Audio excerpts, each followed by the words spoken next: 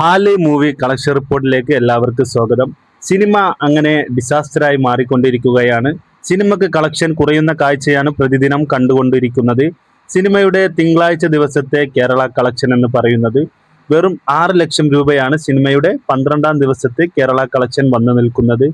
ഇതോടുകൂടി 12 ദിവസത്തെ total Kerala collection എന്ന് പറയുന്നത് 1,27,00,000 രൂപ മാത്രമേ സിനിമയ്ക്ക് കേരളത്തിൽ നിന്നും കളക്ഷനായി വന്നിരിക്കുന്നു.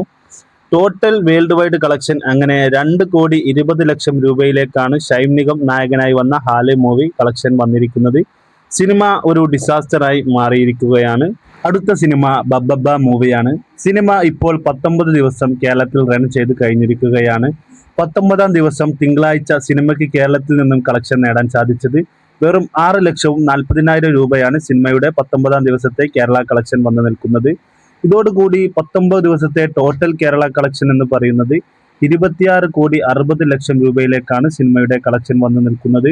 ടോട്ടൽ വേൾഡ് വൈഡ് കളക്ഷൻ അങ്ങനെ 46,70,00,000 രൂപയിലേക്കാണ് സിനിമയുടെ കളക്ഷൻ വന്നു നിൽക്കുന്നത്. സിനിമ 50 കോടി ക്ലബിൽ കയറില്ല എന്ന് ഉറപ്പായിരിക്കുകയാണ്. സിനിമ ഈ ആഴ്ചയോടുകൂടി സിനിമ വാഷ് ഔട്ട് ആകുന്ന വക്കിലാണ്.